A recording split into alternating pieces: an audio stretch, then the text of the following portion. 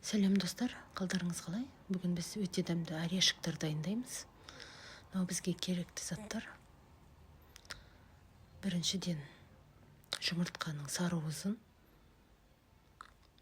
және қантты қосып блендермен еземіз.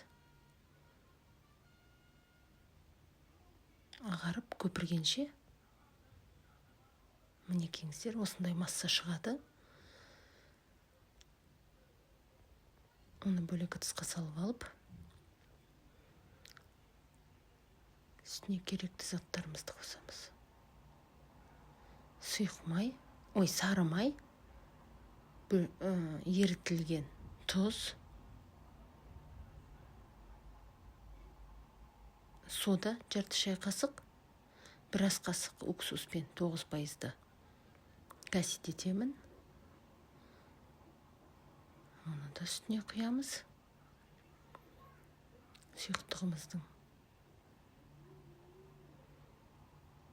жақсылап араластырып, үстіне өлшенген ұнымызды бөліп саламыз.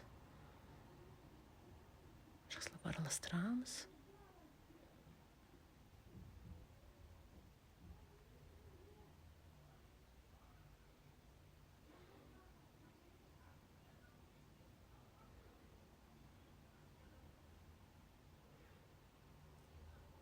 Екінші рет салдым мына жерде ұнды.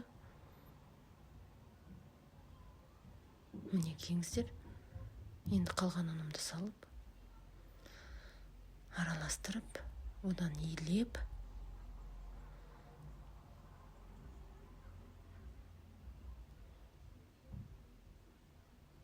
қолмен елейміз енді. Жақсылап елеген соң 20 минутқа тоңазытқышқа салып қоямыз.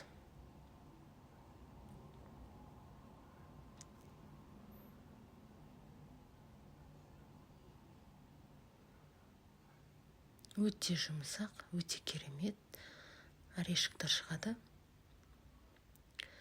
Мінекеңіз қамырымыз дайын. Енді тоңазытқышқа салып қоямыз.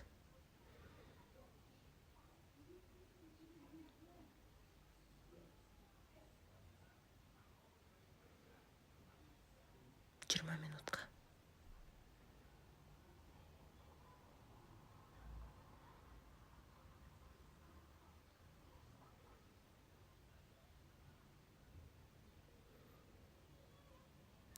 Қамырымыз дайын болды, міне. Мен алдын ала қамырымызды 5 граммнан өлшеп салдым. 6-7 граммнан алсаңыз өте үлкен болып кетеді. Бірақ әркімнің жаңағы несі әртүрлі, печкасы, сондықтан көресіздер. Мен 5 граммнан алдым, сонда маған дәл келеді екен печкам осы. Пісіргенге сіздер де солай істеңіздер, өлшеп алыңыздар.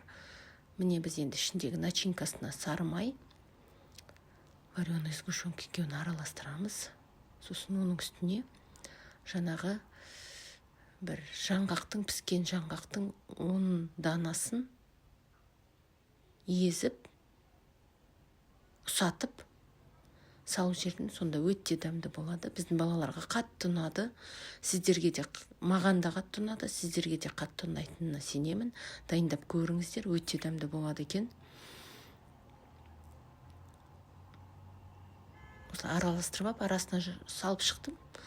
Маған тіркеліңіздер, лайк басыңыздар. Міне осындай дәмді орешектер шықты. Менің каналыма тіркеліп, үлпіл басып, қолдап отырыңыздар.